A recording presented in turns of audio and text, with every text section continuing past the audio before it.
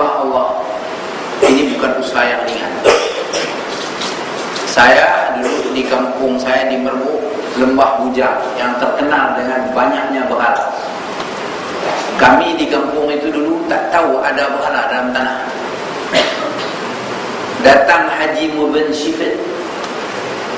Haji Mubin Syifat bilang mau gali berhala di sini. Berdebat dia dengan pak saudara saya. Berdebat dalam bahasa Arab. Tak cakap Melayu dia. Bahasa Arab. Pokoknya dia ejen daripada pihak mana entah. Yang fasih bahasa Arab. Orang kampung Merbuk tak suka ada berhala. Karena kita tak pernah tahu orang Merbuk ni beragama Hindu. Tapi mereka ahli sejarah tahu di situ asalnya agama Hindu. Dia gali bertemu berhala besar-besar. Memang betul candi-candinya diangkat, dibina balik semula. Sekarang sudah jadi tumpuan orang untuk mengalih pandangan orang daripada masjid kepada berhala. Ini kejajahan mereka. Padahal di sana ada telaga Tok Syekh, yaitu di puncak Gunung Jerai, 1 kilometer daripada atas. Yang telaga itu peninggalan Syekh Abdullah Al-Yamani, pendakwah yang pertama yang sampai di daerah Merbuk, yang mengislamkan Raja Dardi. Tapi mereka tak angkat ke permukaan nama Syekh Abdullah Yamani.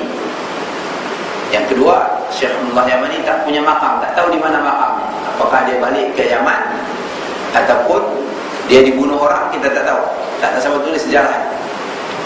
Hanya bukti mengatakan orang yang dia dakwah dan berjaya diislamkan ialah Sultan Kedah, yang dari nama Raja Dardin beragama Hindu berubah jadi Sultan Muzaffar Shah, Raja Islam.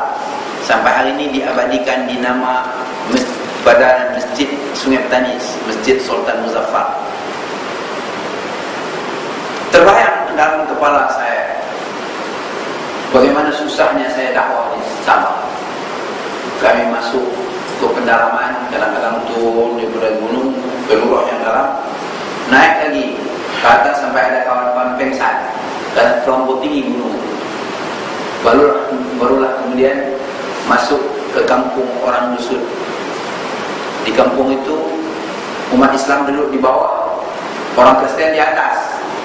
Jadi air babinya mengalir ke arah surau. Kita boleh bayangkan waktu kita ceramah di atas surau, di bawah surau bunyi babi mendengkur. Sudah tentulah pendakwah Arab yang datang masa dulu lebih dahsyat daripada itu, menghadapi cobaan yang lebih luar biasa. Dan dalam pengalaman saya berdakwah di Sabah, saya pernah kena sihir. Rasa perut ini macam dipotong dengan pisau. Pergi ke doktor, doktor kata tak sakit apa-apa. Akhirnya cari orang yang mampu merawat sihir. Kita pergi pada dia pun terpelanting. Pokoknya dahsyat sihir yang menimpa saya itu. Dia terpelanting, kita usah cari orang lain lagi. Para jamaah yang dirahmati Allah, saya yakin mereka hadapi cobaan yang berpuluh-puluh atau beratus kali ganda dahsyat daripada apa yang saya pernah alami atau kawan-kawan dan teman-teman yang pernah berdakwah di pendalaman Sabah dan Sarawak. Apalagi menghadapi Hindu yang punya sihir yang cukup kuat, menghadapi Buddha yang waktu itu masih bertarung merebut pengaruh kedua-dua pihak ini di atas bumi yang nama Nusantara ini. Sihir dan Buddha lagi kuat, lebih dahsyat. Tapi kemampuan yang luar biasa yang dimiliki oleh mereka yang kita sebut sekarang ini para wali, berjaya menumpaskan dua-dua ajaran Buddha dan ajaran Hindu, sehingga mereka berjaya baca bendera kalimah la ilaha illallah dari hujung Indonesia sampai ke Burma, sampai ke Kamboja. Namun tidaklah semua tempat 100% mereka dapat pengaruh ini. masih ada titik-titik yang ditinggalkan. Jadi kalau kita lihat Hindu di seluruh Asia Tenggara kecuali Bali saja.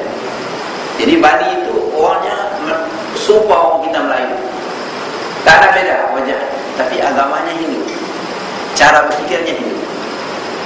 Buddha terpaksa berundur, tinggal daerahnya di Siam saja. Buddha-Buddha di sini sudah terkalahkan oleh kekuatan para wali. Mengingat hal ini, saya pernah lihat satu lawatan yang dibuat oleh sebuah stesen televisi Jepun yang menyeberang daripada negeri China menuju ke Pakistan melalui Jalan Sutra. Dia mengambil gambar-gambar patung-patung Buddha yang telah tergolek di tengah padang pasir. Wartawan TV Jepun ini mengatakan bahwasanya dulu di sini adalah tapak kekuatan agama Buddha, tapi sekarang habis semua, hapus. Yang kuat di sini adalah Islam. Jadi Islam berjaya menghapus agama Buddha di tengah-tengah padang pasir. Ini satu kekuatan yang luar biasa, dan saya percaya itulah kekuatan yang dibawa oleh para wali di Jawa, di Sumatera, di seluruh Nusantara ini, dapat menumpaskan sihir, magic yang dikuasai oleh orang-orang Hindu dan Buddha. Ada cerita-cerita yang tak masuk akal, tapi tertulis dalam buku sejarah. Di antara para wali yang sampai ke Pulau Jawa, ada satu kumpulan para wali. Mereka mendarat di Pulau Jawa menunggu kedatangan sami-sami Hindu dari India membawa kitab-kitab mereka. Tapi malangnya kapal mereka pecah ketika hampir dekat dengan pantai, dipukul oleh ombak yang kuat. Dan sami-sami ini selamat mendarat di pantai dan disambut oleh para wali. Jadi para wali ini bertanya kepada sami Hindu, Tuan sudah selamat, apa yang paling Tuan ingini, yang paling Tuan sayang di antara semua barang-barang yang tenggelam dalam bersama dengan kapal itu? Dia bilang, apapun kami tak mau, tapi kecuali cukuplah kepingan-kepingan risalah kitab yang kami bawa dari India. Sebab ini kami mau kembangkan ajaran itu di sini.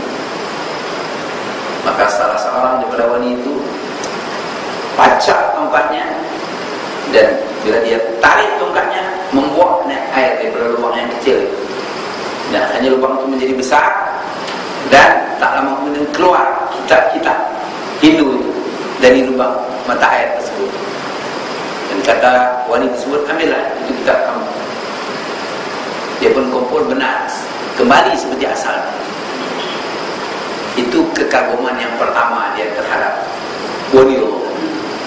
Dan seterusnya terjadilah proses perbincangan antara mereka, sehingga akhirnya dia dapat menakluki semua sami-sami Hindu tersebut.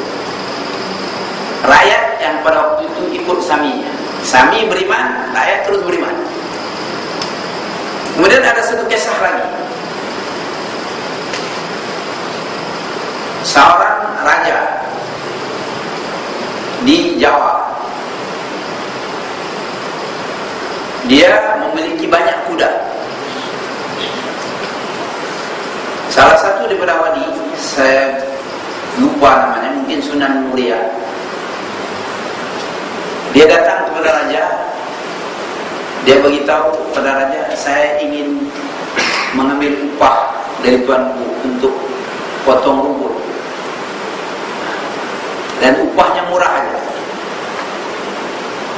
Setelah ada perjanjian dia dengan raja, karena kuda raja banyak, setiap hari dia hantar rumput kepada raja. Yang anehnya, setelah rumput ini dimakan habis oleh kuda, ada kepingan-kepingan emas. Raja datang tengok, kepingan emas. Raja panggil lagi, suruh dia bawa lagi rumput. Besok ada lagi kepingan emas. Begitulah berturut-turut. Akhirnya raja kagumi wali dan bertanya, upah yang saya beri pada kamu sangat murah, tapi yang saya dapat kepingan emas. Apa kata Pak Wali? Tuanku, emas itu mata benda dunia yang tak ada harga pada saya. Tapi ada satu lagi yang lebih mahal yang saya miliki. Apa kata dia? Yaitu saya memiliki Tuhan tempat saya bergantung, yang namanya Allah. Apa itu Allah?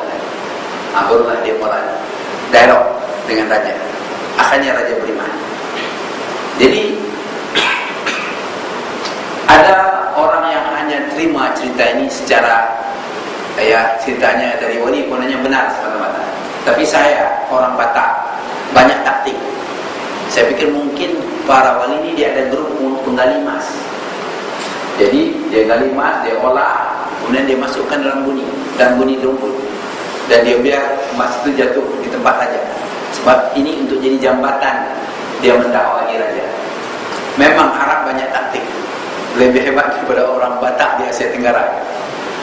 Akhirnya dia berjaya menjadikan itu jambatan untuk mendakwahi para raja. Banyak lagi hal-hal yang lain yang kita temui dalam buku-buku sejarah tentang kejayaan para wali mendakwahi masyarakat. Jamaah dirahmati Allah Subhanahu wa taala. Tapi kita tidak nafikan para wali ini punya karamah. Misalnya mampu merawat orang sakit, mampu menundukkan penjahat, mampu menumpas orang-orang yang merompak dan sebagainya. Jadi kejayaan mereka inilah yang akhirnya menjadikan mereka dapat tempat di sisi raja-raja Hindu. Dan mereka melangkah jauh ke depan lagi, sehingga akhirnya mereka memancing anak-anak gadis raja Hindu dan menjadikan istri mereka. Dari anak-anak mereka lah yang pada agama Hindu, anak raja adalah keturunan Tuhan, turun di Bukit Sugeng kalau kita baca dalam sejarah lama. Jadi akhirnya bila anak yang dulunya anak Hindu beragama Hindu, kini anak Arab yang membaca Quran dan terkenal Allah, akhirnya mengambil alih kekuasaan. Ketika rajanya telah memeluk agama Islam, maka rakyat seterusnya memeluk agama Islam semuanya. Ini yang terjadi di Jawa. Dan kesetiaan mereka kepada Jawa, kepada raja masih tinggi, sangat tinggi. Walaupun apa kekurangan, karena doktrin kesetiaan itu masih berjalan sampai hari ini. Saya kebetulan diberi rezeki oleh Allah bertemu beberapa orang raja-raja di Jawa. Walaupun pada hari ini orang politiklah lebih berkuasa di sana, tapi harus kita ingat di Jawa itu raja-rajanya masih punya pengaruh pada rakyat. Oleh sebab itu orang politik harus memperhitungkan ke arah mana raja-raja ini sokong. Kalau dia sokong Golkar masa dulu ya Golkar mana. Kalau dia sokong P3 macam PAS di sini, PAS akan menang. Oleh sebab itu Soeharto sangat jaga raja-raja ini. Jangan raja menyebelah ke parti oposisi atau parti pembangkang. Jadi kalau kita lihat kerja-kerja dakwah yang sampai berjaya menarik raja-raja dilakukan oleh Arab Quraisy, terutama keturunan Ahlul Bait, ini sangat luar biasa dan punya kepintaran yang saya kira sangat tinggi. Saya juga kita ingat bahwasanya sebahagian besar daripada pendakwah yang datang ke Asia Tenggara ini, kebanyakan mereka adalah terdiri daripada keturunan yang disebut Ahlul Bait, darah yang sambung sampai kepada Sayyidina Husain, sampai kepada Fatimah, dan sampai kepada Rasulullah, yang dipanggil di kita Semenanjung ini Sayyid, kalau di Indonesia dipanggil Habaib. Dan kepada Habaib ini penghargaan diberi sangat tinggi. Kenapa? Karena mereka punya akhlak lebih baik daripada sami-sami Hindu. Saya bertemu dengan seorang Habib di Jakarta. Dia mengulas tentang berjayanya Habaib mempengaruhi raja-raja Hindu. Karena raja-raja memperhatikan antara akhlak Sami mereka dengan akhlak